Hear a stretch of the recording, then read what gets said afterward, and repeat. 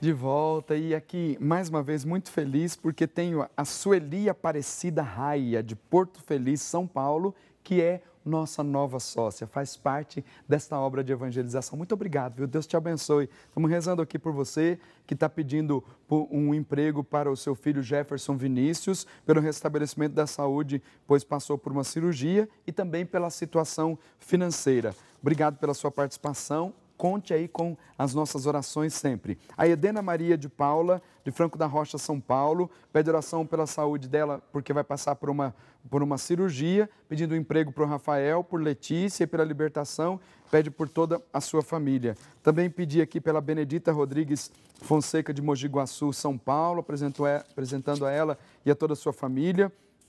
A Jaine Aparecida Martins Centenário, de Senador Amaral, em Minas Gerais. Obrigado pela sua participação. Marlene Ferreira Nunes, de Santa Bárbara do Oeste, São Paulo. Janete Baglione Oliveira, de Campinas, pedindo por Paulo Roberto de Oliveira, Arthur Joselma Maria, pedindo aqui por toda a sua família. Obrigado pela sua participação. Que Deus te abençoe. Alice Itagiba Nunes, de Goiânia, em Goiás. Muito obrigado pela sua participação, apresentando aqui toda a sua família. Daqui a pouquinho eu continuo lendo a sua participação, porque ela é sempre muito importante para nós, pedindo a Deus que abençoe a sua casa, abençoe toda a sua família. Mas olha só, eu estava falando aqui há pouco sobre os pais de Santa Teresinha do Menino Jesus. Toda vez que a gente se referia a eles até alguns meses, sempre era com essa referência, os pais de Santa Teresinha do Menino Jesus.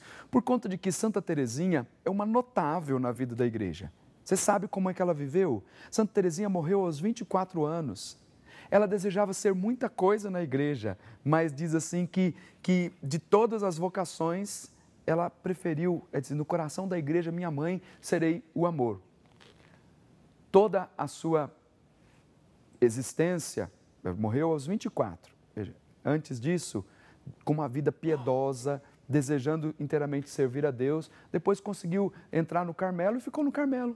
Sabe o que é Carmelo? Carmelo são as carmelitas descalças, enclausuradas, monjas, que vivem trancadas por opção e desejo do coração, uma vocação, rezando constantemente por mim, por você e por toda a igreja.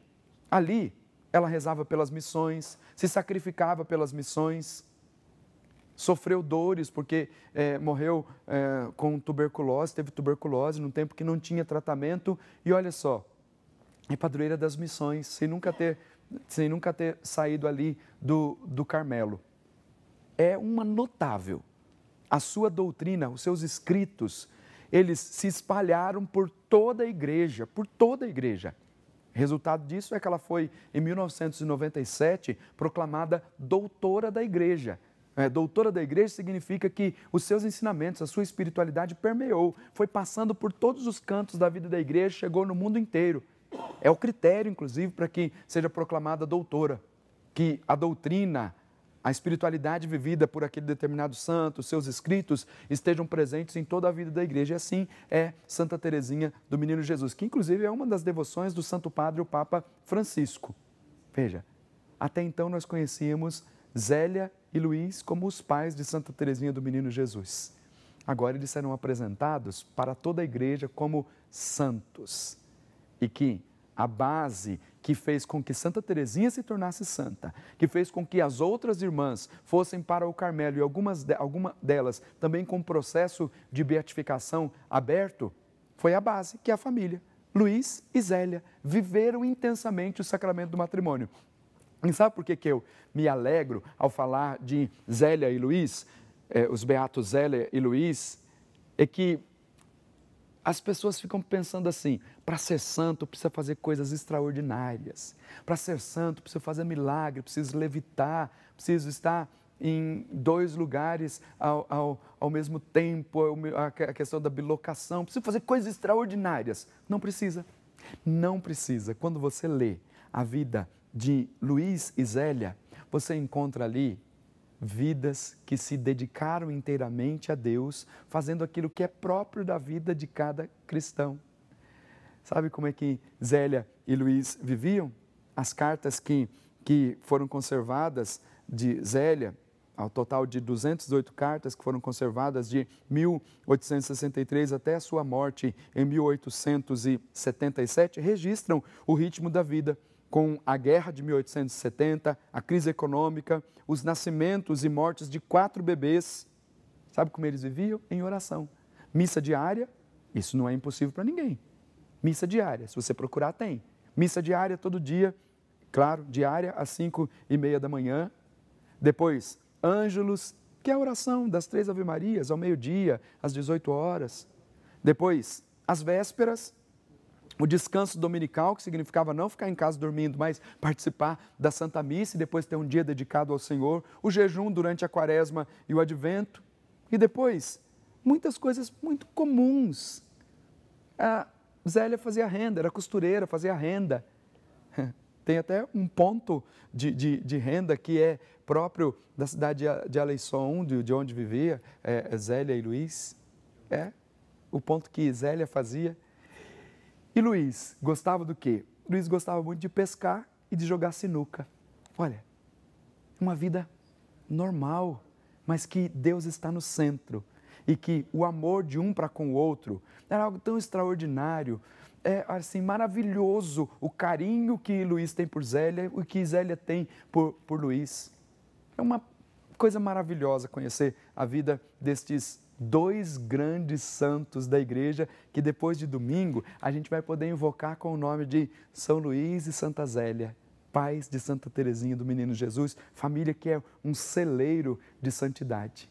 Eu me empolgo mesmo falando desses 2 grandes nomes, Luiz e Zélia, por conta de que viveram na normalidade da vida de um ser humano, na vida da família, tendo a vida centrada em Deus, centrada na palavra, na Santa Missa, na confissão, que são coisas que estão ao nosso alcance. Santidade é vocação universal de todo cristão e está aqui ao nosso alcance. Nós podemos ser santas. Viva bem aquilo que é próprio da sua vida cristã e você vai ser santo.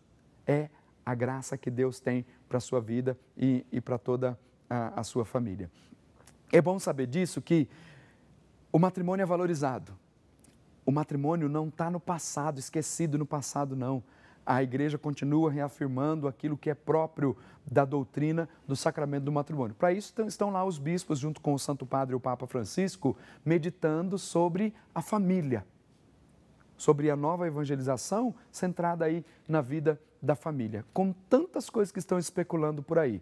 Mas o Santo Padre traz para nós alguns dos pontos centrais que estão sendo tratados no Sínodo para a Família nessa segunda parte, que começou no dia 4, vai até o finalzinho desse mês de outubro. Acompanhe comigo aí as palavras do Papa Francisco. O Sínodo da Família acontece de 4 a 25 de outubro. Já são mais de 300 participantes que chegaram a Roma. Bispos, casais e especialistas vão olhar para o que a igreja pode fazer para lidar com os desafios que as famílias enfrentam. Um documento de trabalho foi dado aos participantes.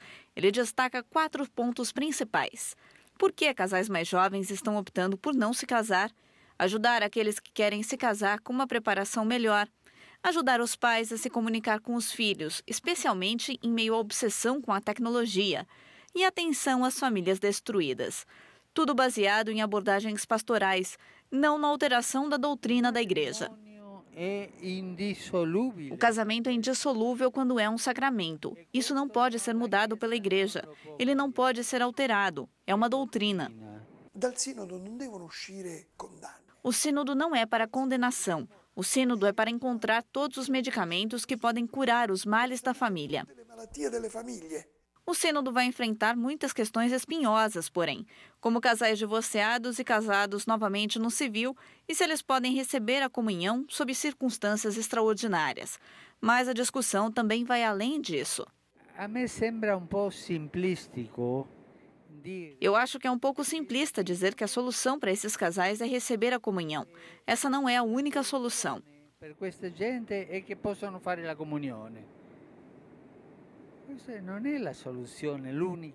Um Papa Francisco destacou uma e outra vez que, para abordar alguns dos desafios da sociedade, tem que começar com questões enfrentadas pela família.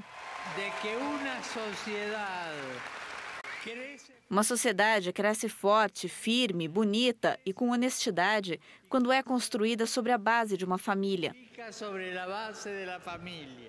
O Papa fez a abertura e também vai fazer a declaração de encerramento do sínodo. Ele estará presente durante as reuniões, mas não planeja abordar as questões publicamente, de modo a não influenciar a direção das discussões. Uma condição generale di base é questa. Essa é uma condição básica. Fale claramente. Ninguém pode dizer, isso não pode ser dito porque eles vão pensar mal de mim. Fale o que está na sua mente. Dire tutto ciò che si sente com parresia. O sínodo não tem qualquer poder de decisão. O grupo de bispos se reúne cada vez que é convocado pelo Papa, especificamente para tratar de questões que ele quer aprofundar. A partir das recomendações do sínodo, o Papa inclui itens em documentos de magistério. Durante 3 aparições recentes relacionadas ao sínodo, o Papa Francisco explicou como quer que a reunião aconteça. Durante uma vigília de oração para o sínodo, falando diante de milhares de famílias, o Papa recomendou que ele não deve apenas falar sobre a família. Ele deve tentar aprender com as famílias, especialmente a que é modelo de excelência, a família de Jesus. Ripartiamo da Nazareth. Vamos mais uma vez sair de Nazaré para um sínodo, que mais do que falar sobre a família, podemos aprender com a família, prontamente reconhecendo a sua dignidade, a sua força e o seu valor. Durante a missa celebrada com os participantes do sínodo, o Papa sugeriu que é possível encontrar o amor que dura para sempre. Ele acrescentou que parece que as sociedades mais avançadas são as que perderam a capacidade de sonhar. Parece que as sociedades mais avançadas são precisamente aquelas que têm a porcentagem mais baixa da taxa de natalidade e a maioria dos abortos, divórcios, suicídios e degradação ambiental e social. Por Deus, o casamento não é uma utopia adolescente, mas sim um sonho que, sem a sua criação, é destinado à solidão. O Papa disse que este é também o sonho de Deus e descreveu a família ideal desta maneira.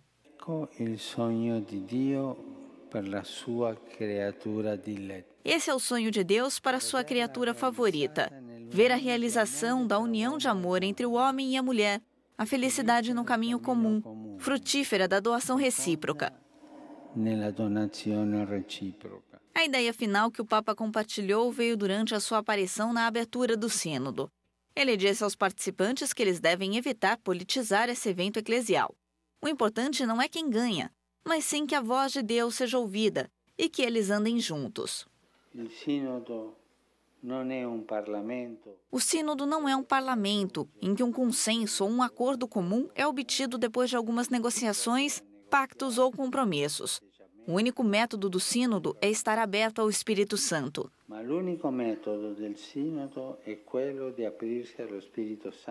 Com essas palavras, o Papa queria encorajar um clima de diálogo ao invés de uma atmosfera alarmista, que durante as semanas uma minoria de participantes e alguns na mídia têm levantado.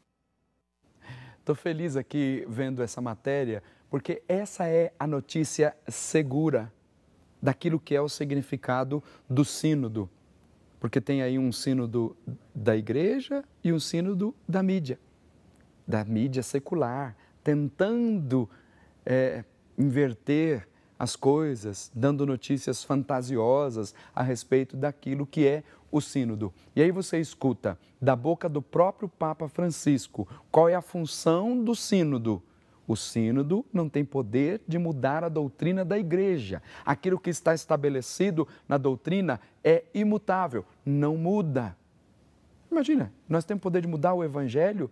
A igreja tem poder, o sínodo dos bispos tem poder de alterar, como se pegasse um corretivo, passasse ali no evangelho, passasse nos textos do Antigo Testamento e dizer, não é assim que nós vamos viver. Olha, seria o fim do mundo isso. Seria o fim do mundo. Veja o que o Papa Francisco diz. Primeiro, matrimônio. Matrimônio é indissolúvel. Não muda a doutrina da igreja, a doutrina bíblica a respeito do sacramento do matrimônio. Não muda. E depois tem uma coisa que a gente precisa saber, de lembrar do sínodo. O sínodo faz o quê? Os bispos todos estão abertos à ação do Espírito Santo, eles refletem, tem ali as controvérsias, mas essa controvérsia não quer dizer assim, controvérsia que é um termo usado próprio na tradição teológica, que assim, é o debate, né? Debate. Eles vão debatendo as ideias e depois, o final do sínodo, o encerramento do sínodo não sai com um documento pronto para ser apresentado à sociedade. O sínodo apresenta uma série de proposições. Essas proposições são encaminhadas ao Santo Padre e o Papa. O Santo Padre e o Papa é que faz um documento final, o documento conclusivo do sínodo. Veja que a ação do Espírito Santo, que dá assistência à vida da igreja e que não a abandona de jeito nenhum. Quem conduz a vida da igreja é o Espírito Santo, não tenha dúvida disso. E eu fico surpreso quando algumas pessoas de fora da igreja ficam aí na expectativa de que a doutrina da igreja vai mudar. Aqui me traz também uma surpresa, por conta de que aqueles que não vivem a fé estão interessados naquilo que é a decisão da igreja para a vida da sociedade. E me traz uma outra alegria. Eu fico surpreso em saber que aqueles que não estão na igreja é que estão preocupados com aquilo que a igreja vai definir ou não. Embora a gente sabe que não tem definição nenhuma, o que tem é orientação para que continuemos firmes vivendo aquilo que é próprio da doutrina da igreja. Mas sabe qual é a minha grande alegria? De saber do peso, da força que a igreja tem na vida da sociedade.